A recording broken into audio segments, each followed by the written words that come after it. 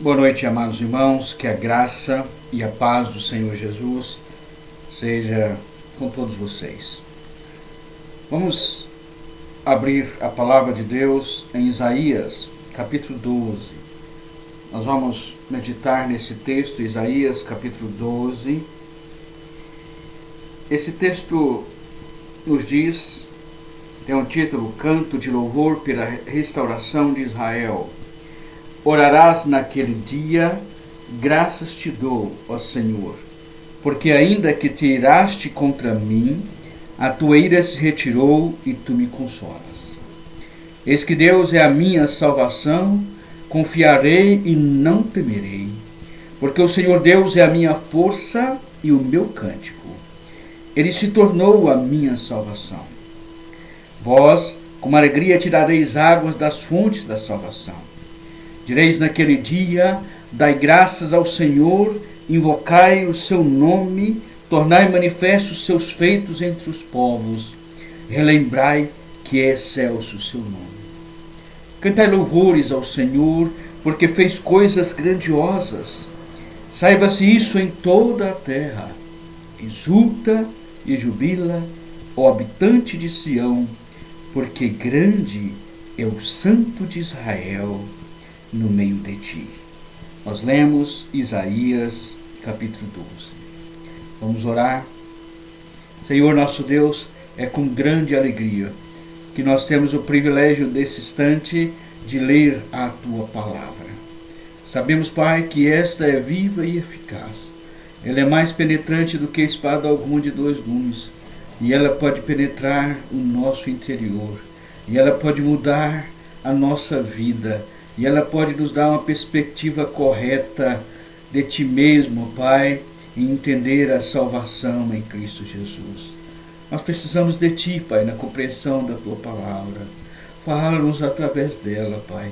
Que o teu Espírito ilumina-nos, nos dê capacitação e aviva realmente, ó Pai, a força das nossas memórias, para que nós possamos adorar ao Senhor e perceber a tua bondade na nossa vida, momento após momento.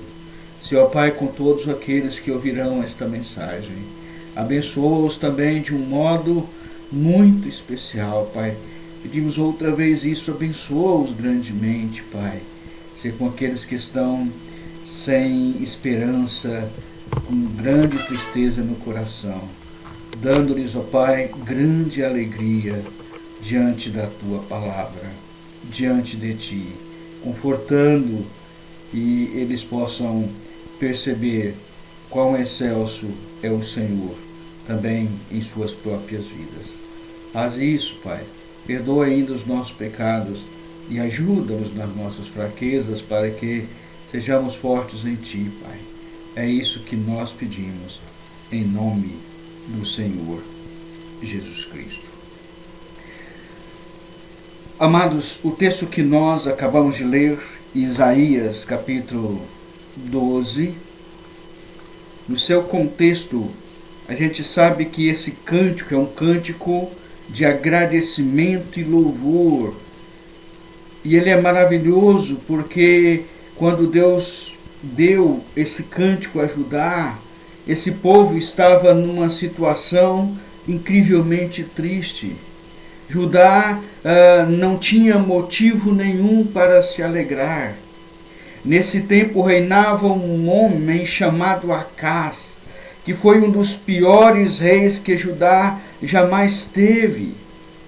E por causa da maldade desse homem, o Senhor não estava dando nenhuma bênção ao seu povo. Ao contrário, Deus trouxe grandes calamidades, muita miséria e castigos pesadíssimos a todo o povo. Por isso, Isaías 12 é uma profecia sobre o futuro do povo de Judá. E este é um canto alegre que inspira grande esperança no povo de Deus, cantando de alegria que eles iriam sentir no futuro.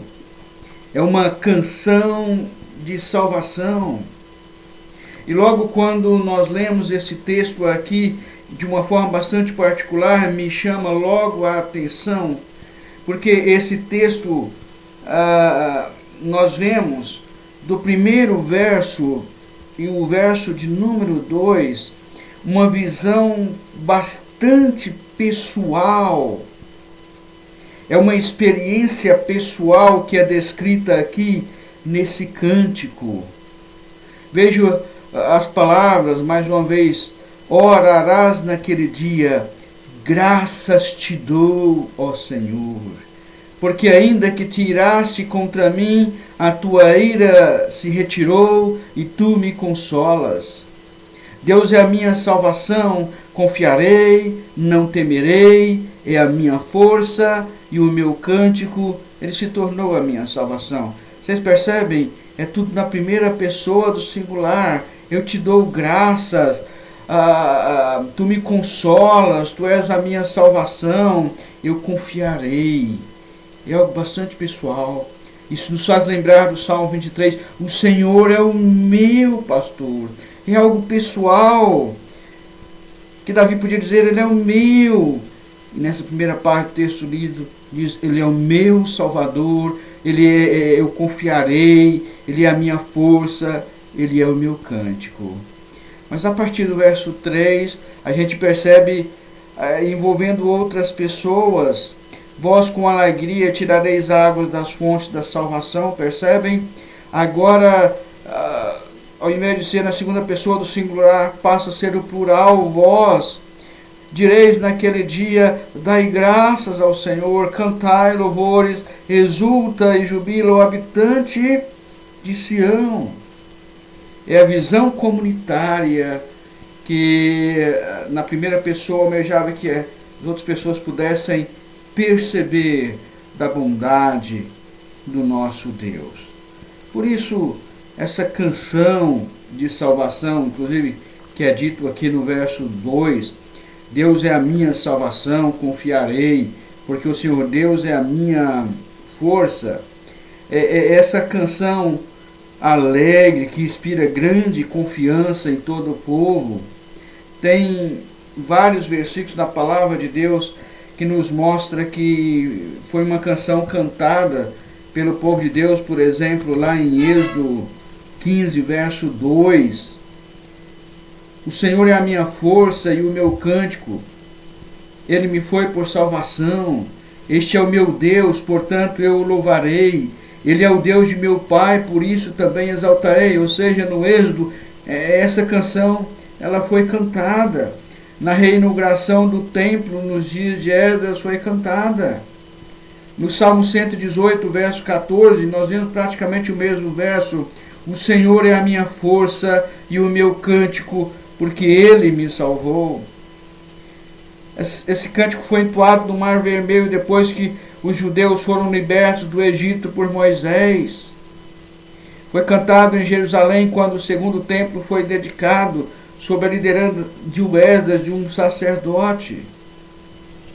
Então essa canção, que diz aqui no verso 2, alegra e fecha essa sessão triste de Isaías com uma canção de alegria daquele povo, de um povo especial, que realmente é o povo do Senhor. Mas eu quero pensar nesse texto sobre o seguinte tema: privilégios de um crente verdadeiro. Olhando para essa canção, eu vejo os grandes privilégios que o Senhor tem dado para cada um de nós. Para aquele crente verdadeiro, para aquele crente que ama o Senhor, que busca o Senhor, que confia no Senhor. E de um modo pessoal, veja bem, o primeiro privilégio colocado aqui em Isaías 12, começa logo com a oração: orarás naquele dia, no dia da libertação do cativeiro babilônico, ou no dia da transformação da nossa vida. Mas um dos privilégios do crente é a oração. Que tipo de oração é dito aqui no verso 1? Uma oração de agradecimento. Tem maior privilégio do que orarmos a Deus? Você orar e agradecer mesmo diante da pandemia, mesmo diante das tristezas, e perceber o grande amor de Deus e as grandes bênçãos que Deus tem dado a você. Diz aqui: orarás naquele dia, graças te dou, ó Senhor. Era uma oração de gratidão. Quero parar um pouco aqui e levar você a refletir. Você tem motivos para dar graças a Deus? Você tem motivo para realmente dizer graças te dou, ó Senhor? Quais são os seus motivos? Talvez você esteja chorando.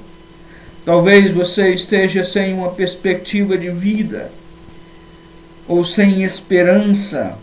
Só vê negritude, só vê trovões, não consegue ver o sol da manhã. Mas, mesmo nestas circunstâncias, lembre-se, você pode ter razão para orar ao Senhor com gratidão. Um dos motivos é porque você pode ouvir, você pode acessar um aparelho, ou seja, no próprio computador ou o celular, e você pode ouvir uma mensagem do Senhor. Ou você pode ver, ou você está respirando, você ainda está com vida. Gratidão ao Senhor, que privilégio nós temos buscar ao Senhor em oração, agradecendo por todas as bênçãos que Deus tem dado por nós. Esse cântico de vitória em Isaías 12, a gratidão aqui é bastante clara, diz o versículo número 1. Porque ainda que tiraste contra mim, a tua ira se retirou. A gratidão era aqui porque o Senhor havia retirado a sua ira contra o próprio povo de Deus. Talvez você venha dizer, mas Deus se ira? Sim, Deus se ira. Deus se ira contra o pecado. Deus se ira contra o pecador que o deixa, que faz as coisas contrárias à sua própria vontade. E muitas vezes nós passamos por situações difíceis, porque nós nos levantamos contra o nosso próprio Deus, pecamos contra Ele. Em Isaías 12 diz, olha, mas a ira de Deus, ela não dura para sempre. Ainda que te iraste, diz o texto, contra mim, a tua ira se retirou. E mais ainda, veja aqui a oração de gratidão. E tu me consolas, privilégio do verdadeiro crente. Consolado por Deus. Você é consolado pelo Senhor. Existem momentos na nossa vida que nós passamos por tantas tribulações. E as pessoas que estão ao nosso redor, elas vêm com palavras tentando nos consolar. E nós sentimos, olha, seria melhor que calassem a boca. Não temos coragem de falar, mas no íntimo, às vezes nós sentimos isso. Mas o nosso Deus é aquele Deus que nos consola de uma forma bastante eficaz. Diante daquilo que Judá passou, o povo de Israel passaria no cativeiro e tantas outras coisas, eles receberiam o consolo de Deus. Que privilégio ser consolado pelo nosso próprio Deus. Nós somos consolados, como diz aqui o texto, por exemplo, a ira de Deus não permanece para sempre. Como é bom saber isso. As consequências do pecado sempre haverá de estar sempre perto de nós, mas Deus, Ele vem com a sua longanimidade, com a sua misericórdia, com o seu perdão, e mostra para nós, olha, de um modo pessoal, diz aqui no verso 2, Deus é a minha salvação. Que privilégio nós temos de um crente de uma maneira bastante pessoal. Ele diz aqui no verso 2: Deus é a minha salvação. Prezado ouvinte, você pode dizer isso? Deus é a sua salvação. Eu não estou perguntando se Ele é a salvação dos outros nesse instante, mas a questão agora ela é bastante pessoal. Como diz o texto que nós estamos meditando nessa noite, Deus é a sua salvação. Verso 2 diz: Deus é a minha salvação. É algo bastante pessoal. Diz mais aqui, e talvez você me pergunte, mas salvação de quê? Um dos grandes problemas na vida do homem certamente é o pecado. E o salário do pecado, diz a palavra de Deus, é a morte. Tanto morte física como morte espiritual, a morte eterna. E Deus se tornou a nossa salvação, é a nossa salvação, como diz o texto, quando Ele enviou o seu Filho e morreu em lugar de muitos, para todo aquele que nele crê, não pereça, mas tenha vida eterna. Faço essa pergunta a você: Deus é a sua salvação? Isso serve para todos os aspectos da sua vida.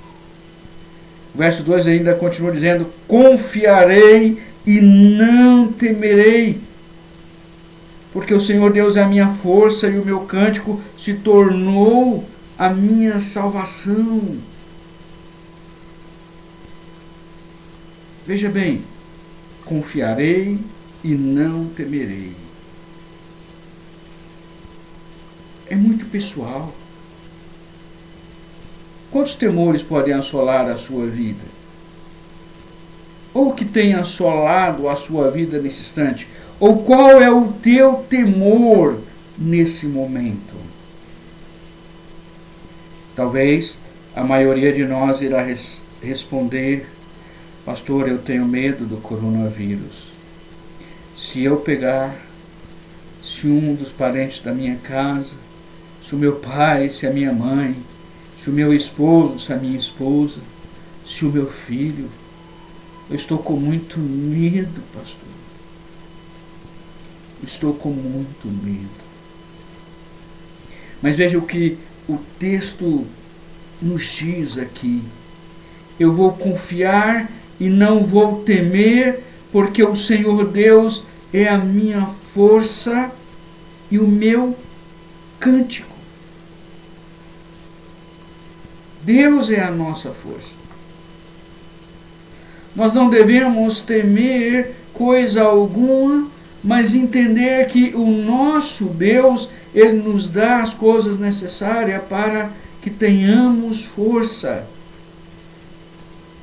Esse termo usado aqui, Deus é a minha força e o meu cântico, se tornou a minha salvação, me faz lembrar do apóstolo Paulo quando ele diz: posso todas as coisas naquele que me fortalece.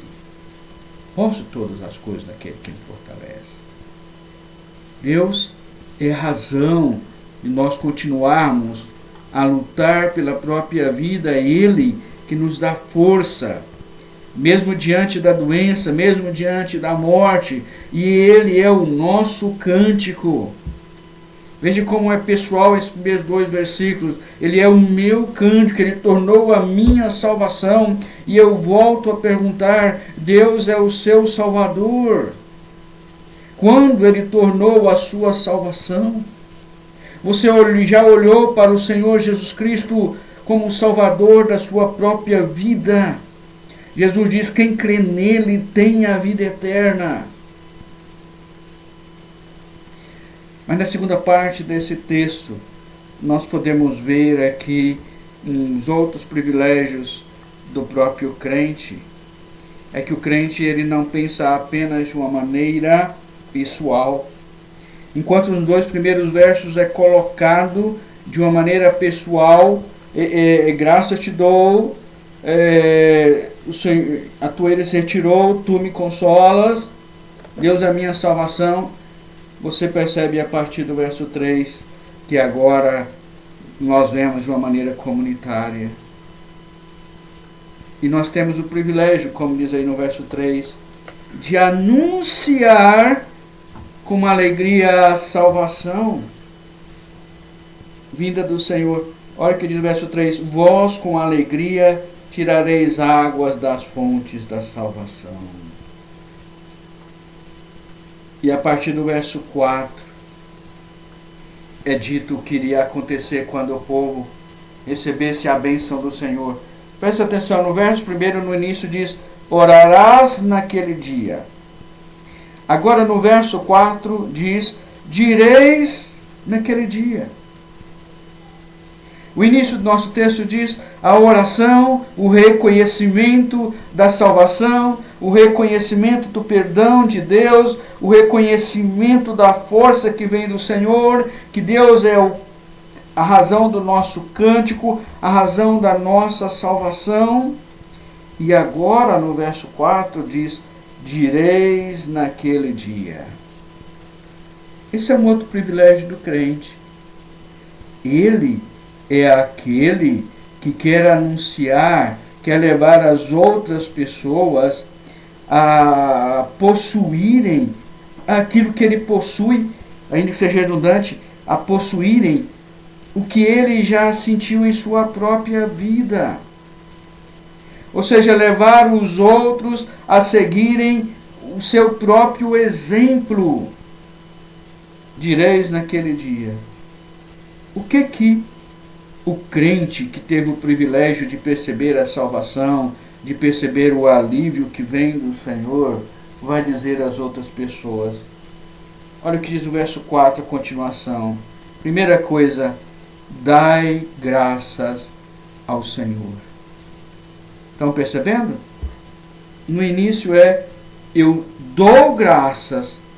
Agora vem uma ordem e vem o texto dizendo para todos: vós dai graças ao Senhor. Vamos pensar agora de uma maneira coletiva e é aquilo que nós precisamos passar às outras pessoas. Aquilo que deve ser dado ao nosso Deus. Graças ao Senhor por tudo que o Senhor tem feito na nossa vida. O texto começa dizendo: dai graças ao Senhor. E o que mais? Invocai o seu nome, ou seja, orem, orai. Nós podemos chegar para a pessoa que está com grande tristeza no seu coração e podemos dizer para ela: invocai o nome do Senhor. Talvez essa pessoa vai dizer: por favor, ore por mim. Mas por que você não ora de uma forma particular? Por que você não busca você mesmo ao Senhor? Você já se derramou diante do Senhor, prezado ouvinte, colocando de joelhos na presença de Deus. Talvez você nunca tenha feito isso, mas invoque o nome do Senhor e Ele pode te salvar, e Ele pode te curar, e Ele pode realizar milagres na sua vida, na vida dos seus entes queridos. Ele pode fazer muito mais do que aquilo que nós pedimos ou pensamos.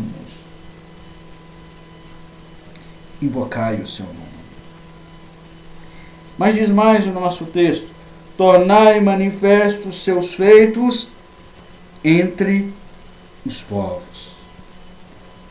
Mostre para as outras pessoas o que é que Deus fez em sua vida. Mostre. Qual é a coisa mais importante que Deus fez na sua vida? O que o crente vai dizer? Certamente o crente vai dizer: o Senhor salvou-me. Eu posso crer no amanhã, porque por causa da obra do Senhor Jesus Cristo, eu tenho a plena certeza da salvação. Posso morrer, mas quando eu partir desse mundo, estarei para sempre com o Senhor. E quantos feitos Deus tem realizado entre nós, amados irmãos. Quantos feitos. Infelizmente, geralmente nós olhamos apenas as circunstâncias que estamos vivendo e esquecemos de mostrar quantos feitos Deus tem realizado na nossa vida. E continua dizendo, na forma a todos relembrai que é excelso o seu nome. É grandioso o nome do nosso Deus. Basta nós olharmos para as Sagradas Escrituras, nós percebemos a grandiosidade do nosso Deus. Mas eu quero trazer à memória de vocês o chamamento de Isaías. Está lá em Isaías 6, justamente na partir do verso 1, Isaías diz: no ano da morte do rei Uzias, eu vi o Senhor assentado sobre um alto e sublime trono, serafins estavam por cima dele, cada um tinha 6 asas, com 2 cobria o rosto, com 2 cobria os seus pés, e com 2 voava, e clamava uns para os outros, dizendo: Santo, Santo, Santo é o Senhor dos exércitos, toda a terra está cheia da sua glória. A base do limiar se moveram a voz do que clamavam, e a casa se encheu de fumaça. Dá para você ter ideia quão excelso é o nosso Deus? Ele é o Deus Santo que recebe a adoração dos anjos. E diz o texto que esses serafins, eles tinham 6 asas. 2 cobria o rosto, com 2 cobria os seus pés, e com 2 voava. Porque cobria o rosto, mesmo sendo santos, não atreviam a olhar para o nosso Deus. E cobriam os seus pés, no sentido de reverência também.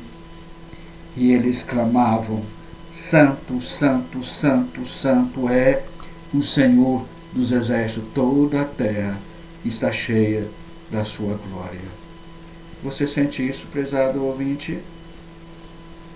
Você pode dizer: excelso é o seu nome. Cantai louvores ao Senhor, continua o texto de Isaías 12. Somos nós cantando louvores ao Senhor, porque fez coisas grandiosas, saiba-se em toda a terra. Exulta e jubilo, ó habitante de Sião, porque grande é o Santo de Israel no meio de ti. Amados irmãos, essa é a canção de salvação. Grande é o nosso Deus. Para concluirmos, lembremos, se é isso que nós temos feito dia após dia, mesmo diante de tantas dificuldades. Vai ter uma época, um dia que podemos orar: graças te dou ao Senhor, porque ainda que tiraste, a tua ira se retirou, tu me consolas. Amados irmãos, a Bíblia diz que um dia Deus irá enxugar dos olhos toda lágrima. No grego diz literalmente: cada lágrima. Naquele dia não haverá olhos marejados. Isso porém vai estar para acontecer. As primeiras coisas ainda não passaram, mas um dia vai acontecer. Deus tem um propósito soberano ao permitir que suportemos o sofrimento. Seja qual for a sua luta, quero encorajá-lo como fez o apóstolo Paulo: não desanime. O Senhor nunca abandonará o seu povo, não importa quão difíceis sejam os dias ou quanto tempo durará as noites. Para o povo de Deus, o melhor ainda está por vir. Essa é a nossa esperança. Privilégios do povo de Deus, como nós vimos nessa noite. Privilégio do crente verdadeiro, visto de uma maneira pessoal e de uma maneira comunitária. Oração, consolo, salvação, força e tantas outras coisas. Que Deus assim nos abençoe. Vamos orar. Senhor nosso Deus, nós pedimos em nome do Senhor Jesus, aplique a tua palavra no nosso coração. Esta é a nossa certeza, Pai, que a tua palavra age eficazmente, e é em nome do Senhor Jesus que pedimos isto. Amém.